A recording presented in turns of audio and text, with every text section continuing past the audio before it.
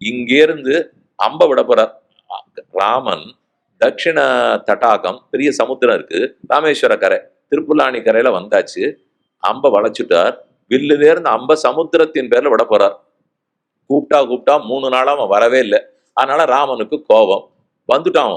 வந்த உடனே சரி சரி இனிமே நான் உன்னை கொல்றதா இல்ல, உன்னுடைய விரோதி யாரான்னு இருந்தா அவா பேர்ல எய்யறதுக்கு தான் அம்பே பூட்டினேன்னு விட்டார். நேர போய் ராமன் போய் பேசவே மாட்டார். ஆனா இந்த இடத்துல நேர போய் சொல்றார். பக்தன் வந்தா என்ன வேணா பண்ணுவார் பொழுது.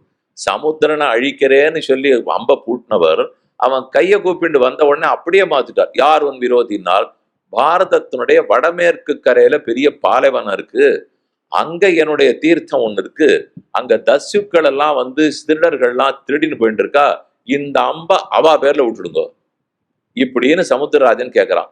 திரும்பினார். கிழக்கு பார்த்து நின்றவர் வடமேற்க பார்த்து திரும்பினார். அம்ப விட்டுட்டார். அது பாரதத்தை தாண்டி போய் எங்கேயோ காந்தஹாரம் பக்கம், அந்த பக்கத்துல போய் அங்க இருக்கிறவாள்லாம் அழிச்சுடுத்து.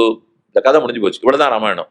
ஆனா கூறத்தாழ்வான் கேட்டது, இதே வேகத்திலே இவ்வளவு தூரம் அந்த அம்பு போச்சே, அதே மாதிரி கொஞ்சம் தென்கிழக்கு பக்கம் திரும்பி அந்த லங்கையை பார்த்து இன்னொரு அம்பை விட்டுருந்தியானால் ராவணன் அப்பவே முடிச்சிருக்கலாம், சீத்தை அப்பவே மீட்டு வந்திருக்கலாம். இதுக்கு எதுக்கு இந்த அனுமார் தாவினார் போனார், நீ வேற அம்பு கட்டினியா, இவ்வளவு பெரிய சேது சமுத்திரம் தாண்டணும் சார், எதுக்கு இதெல்லாம், நீ ஏன் பண்ணேன்னு எனக்கு தெரியலையேனால், தெரியலையோ இல்லையோ சும்மா இருக்கும்.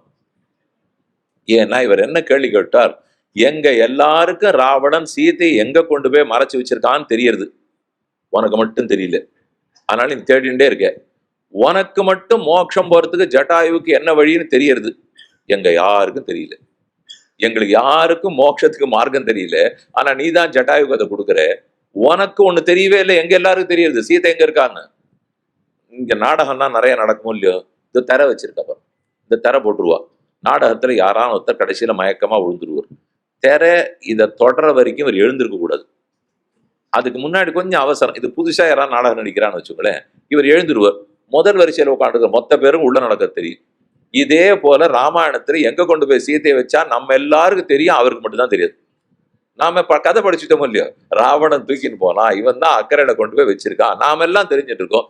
ராமன் தெரியாது தெரியாதுன்னு லக்ஷ்மணனோட சேர்ந்து தவிச்சுட்டு இருக்காரு. என்னால் தவிப்பார். அவருக்கு எத்தனையோ அர்த்தங்களை நமக்கு கொடுத்தாக வேண்டும். தன் பூமியை தான் நடந்தாக வேண்டும். நான் தான் ரட்சகன்கிறத உலகத்துக்கு உணர்த்தி ஆக வேண்டும்.